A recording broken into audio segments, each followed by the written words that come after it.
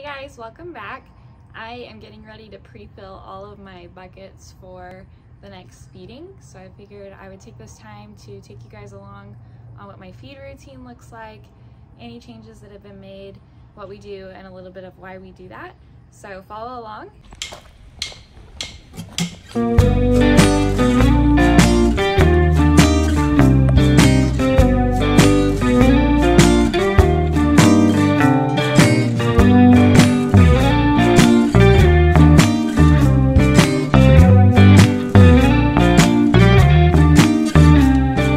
So first of all of the horses have now officially transitioned over to their forage only diets, including the senior horses. So we no longer have any senior feeds in our barn. Probably the last update you guys might have had was when we still had Triple Crown going through the barn. Absolutely love Triple Crown, love their feeds, love their products, everything about them. However, we just really wanted to transition over to that forage only diet. Reason being that we really want the horses to go into what their natural state is. So taking them back to what is best for them internally. And if you look back for horses in the wild, that's all they eat is forage. So that's kind of the mindset that we're going for, is everything natural, everything that comes to them, that's an easy way to process for the gut, all that good stuff. So all the horses eat alfalfa pellets. And during the wintertime, we had a mixture going on. Right now it's summertime, so it looks a little bit different. And as the seasons change, these diets also change along with that. So with it being summer right now, typically we normally have a lot of grass outside, so the forage actually wouldn't be as much as you guys are going to see today. But we've actually been going through a drought, and so the grass out in the pastures have not been growing good this year at all. So we've got a little bit higher forage going on this summer compared to what's normal for us. So keep that in mind as you're watching, if you're kind of getting ideas for your own horses at home. But all the horses right now, they're on alfalfa. We do Stanley alfalfa pellets, just like this. And in the wintertime, we still use Stanley products, but we had a big mixture of forages going on. In the summertime, I don't worry about it quite so much because our pastures are kind of a mixed grass already.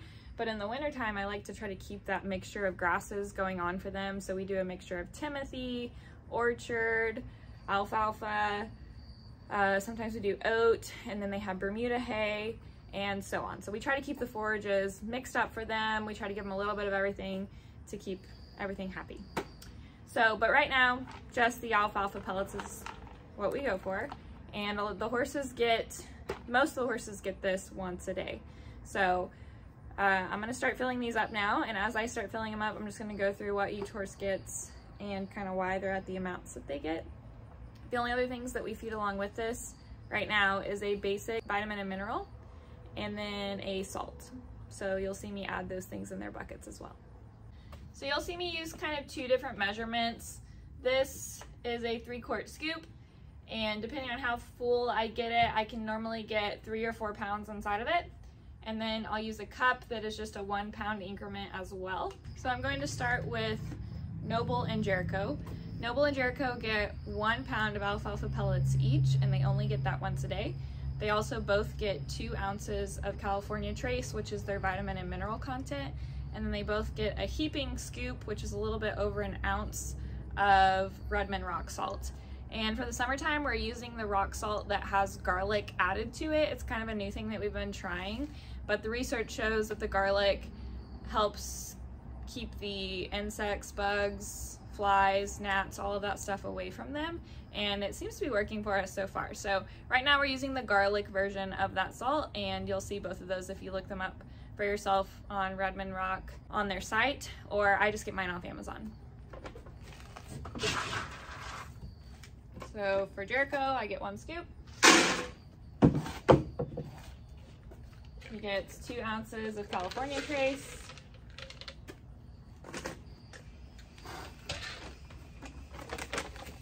and a heaping scoop of the Redmond rock salt with garlic.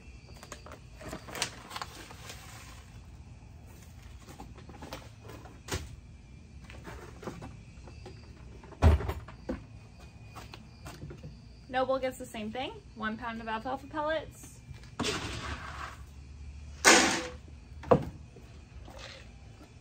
2 2 ounces of California Trace. It looks like this. It doesn't come in this container. This is an old container, but it's easier for me to do all the horses at once when I put it in here. So 2 ounces of that. And an ounce of salt.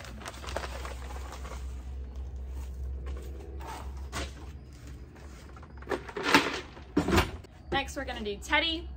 Teddy gets 2 pounds of alfalfa pellets, which in this scoop, if I fill it up with the handle, is about 2 pounds.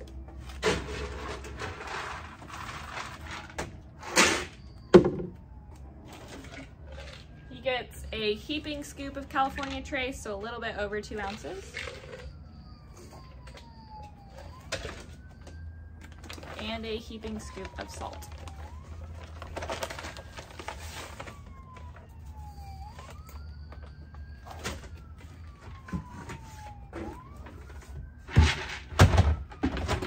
Next we have Pippin. Pippin gets 3 pounds of alfalfa pellets, which is nearly a full scoop. If you're not sure, you can get one of these and just do 3 cups of that, but I kind of just have a feel for it now after doing it for so long. It makes it easier. Heaping scoop of salt.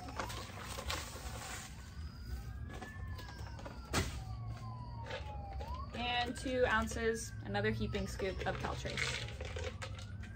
So you might be wondering why a heaping scoop. Some of the horses, whenever, especially the Cal Trace, it says that they get 2 ounces per 1,000 pounds. And a lot of the horses weigh more than 1,000 pounds. So that's why I kind of add to it. A lot of the times, the most I ever need of it is 2.5 ounces. So, and I've calculated that out on Feed XL, which we still use. And if you guys have watched my other videos, then you've heard all about that.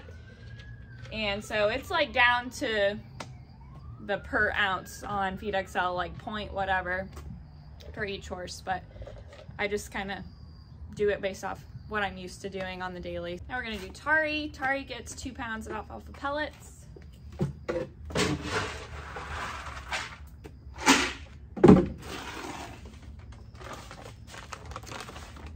She gets just 1 regular ounce of salt.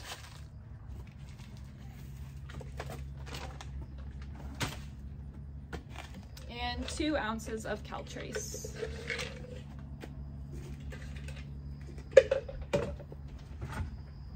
Then we're gonna do Reno. Reno gets 3 pounds of alfalfa pellets.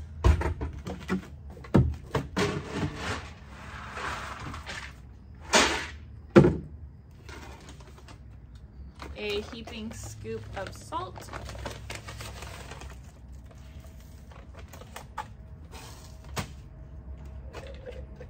And a heaping scoop of Cal Trace.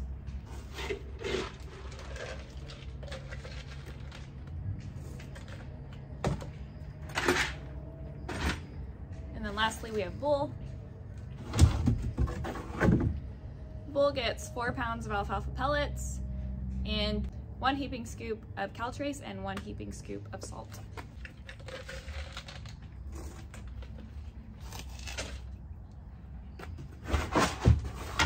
Now we're gonna do Mambo. So Mambo actually gets fed 3 times a day. He's my senior that's the hardest keeper. So I have to keep up with his a lot more than the rest of them. And he's the one that took the longest to come off of the Triple Crown senior, but we're finally to a good point with that. And I've been really, really impressed with how much happier his gut has been since he wasn't on the loads of grain that he was on before. That much grain in the system can really take kind of a negative toll on their system at sometimes, especially when they need the amounts that he specifically needed. So I've been really happy with how much happier his gut has been since being on this. However, it's been a little bit harder to maintain the weight since it doesn't have the added fat. And here in a second, I'm going to talk to you guys more about things you have to add to your feed when being on a forage only diet. So Mambo gets 6 pounds of alfalfa pellets and he gets that 3 times a day. So he'll get 2 full scoops of this for breakfast. He'll get 2 full scoops of it for lunch and then 2 full scoops again for dinner. And then at morning and evening, he gets 1 pound of Triple Crown Ration Balancer, which is his vitamin and mineral. It's different than the California Trace. They're both really great products, but this one just works better for him. So right now he's on that one, but he gets a pound of the ration balancer in the morning and a pound in the evening. So I'm gonna set up his lunch right now because he already had breakfast and it's still early in the day. So for his lunch, all I'm gonna do is give him 6 pounds of alfalfa pellets.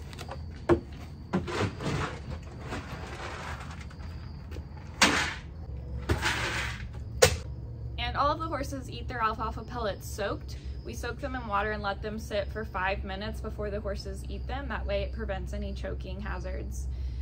Now, along with just feeding a forage only diet, the horses also get Bermuda hay.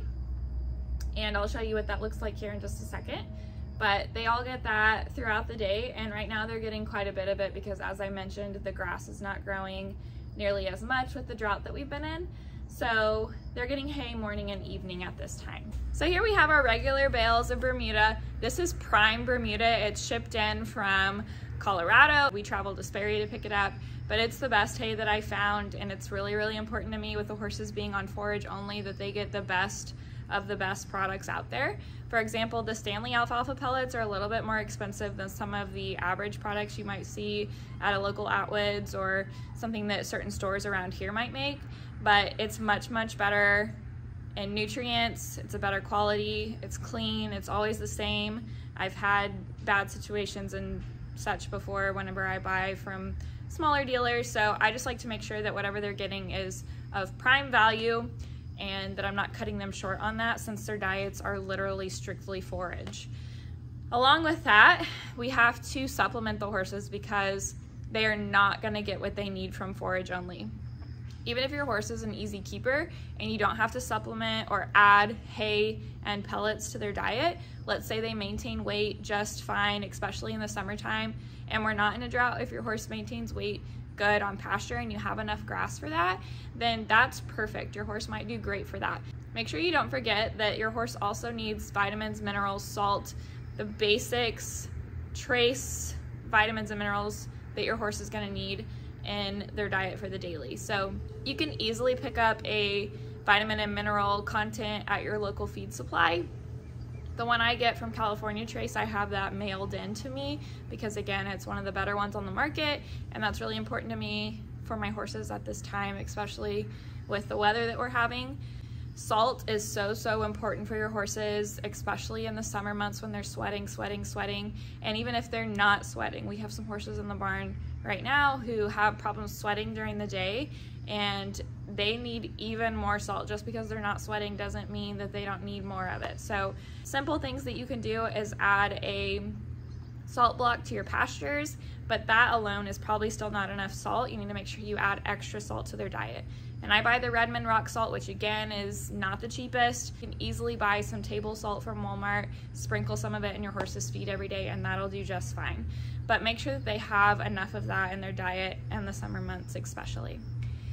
So once you have your vitamins and minerals, for me that's California Trace, those two are mixed together. I have my salt, which is Redmond rock salt, and I'm getting ready to add 2 more products. So one product I'm getting ready to add is amino acids, and the reasons that I'm adding the amino acids, it's because, again, they don't get that from a forage only diet. These products, they don't come with vitamins and minerals and all those extra things that I wish they came with. I wish that our pastures would grow those things, but unfortunately they don't. So, and basically what that's going to help with is muscle development, muscle recovery, and building a stronger top line. So the top line is the top of your horse, where your saddle sits, down the top of the back, through the rump.